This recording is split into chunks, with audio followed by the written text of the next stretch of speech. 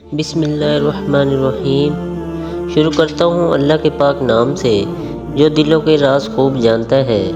معزز سامعین، دل کی گہرائیوں سے خوش آمدید۔ السلام علیکم ناظرین، آج کا ہمارا موضوع حضرت ذوالقرنین کا قصہ ہے۔ حضرت ذوالقرنین اللہ تعالیٰ کے نیک، متقی اور پرہیزگار بندے تھے۔ اللہ تعالیٰ نے انہیں قوت اور اسباب سلطنت عطا کیے تھے۔ اس بنا پر آپ عدل و انصاف کے ساتھ لوگوں کے فیصلے فرماتے تھے۔ آپ مظلوم کی مدد کرتے، ظالم اور دوسروں پر ناحق زیادتی کرنے والوں کے خلاف کارروائی کرتے اور مشرق و مغرب میں دین کی نشر و اشاعت کرتے تھے۔ ایک مرتبہ آپ کا گزر ایک ایسی بستی پر ہوا جن پر قوم یجوج مجوج کے حملے وقتاً فوقتاً جاری رہتے تھے۔ جب وہ حملہ کرتے تو جو مال ملتا غصب کر لیتے، جو چیز ملتی اچک لیتے اور جانور اور کھیتوں کو تباہ و برباد کر دیتے۔ یجوج مجوج کی زیادتیاں مسلسل جاری تھیں اور وہ لوگ اپنا دفاع کرنے سے قاصر تھے۔ جب انہوں نے حضرت ذوالقرنین کو دیکھا تو آپ سے یجوج مجوج سے پہنچنے والی تکلیف سے چھٹکارا پانے کے لیے مدد کی درخواست کی اور مال و متاع کی پیشکش کی۔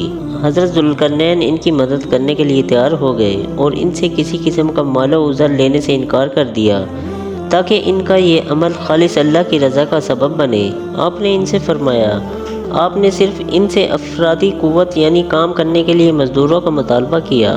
آپ نے پورے علاقے کا اچھی طرح معائنہ کیا اور اس جگہ کو دیکھا جہاں سے یجوج مجوج داخل ہو کر حملہ آور ہوتے اور قتل و غارت کرتے اور لوٹ مار کا بازار گرم کرتے تھے۔ بستی کے چاروں طرف بلند پہاڑ تھے جو پوری بستی کے گرد ایک آڑ کا کام کرتے تھے، جن پر چڑھ کر انہیں عبور کرنا یجوج مجوج کے بس سے باہر تھا۔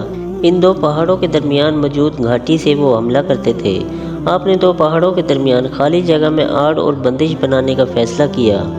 آپ نے ان لوگوں سے کہا کہ آگ جلاؤ اور اس میں لوہے کو پگھلاؤ تاکہ خوب سخت اور مضبوط آڑ تیار ہو جائے، پھر اس پر پگھلا ہوا تانبا ڈال دیا جائے۔ آڑ قائم ہو جانے کے بعد اپنی پرانی عادت کے موافق یجوج مجوج نے جب حملہ آور ہوئے تو انہیں اپنے سامنے رکاوٹ نظر آئی۔ انہوں نے چاہا کہ اس آڑ کو کاٹ ڈالیں یا اس کے اوپر چڑھ جائیں اور اس رکاوٹ کو عبور کر لیں، مگر ان کی تمام کوششیں رائیگاں گئیں اور وہ نامراد ہو کر واپس لوٹ گئے۔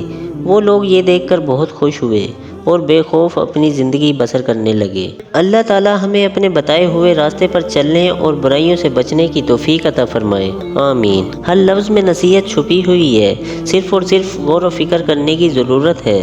اللہ رب العزت ہم کو باعمل بنائے اور دوزخ کے دوہرے عذاب سے بچائے، آمین ثم آمین۔ امید ہے آپ کو ویڈیو اچھی لگی ہوگی۔ مزید اس طرح کی ویڈیو دیکھنے کے لیے ہمارے چینل کو سبسکرائب کریں۔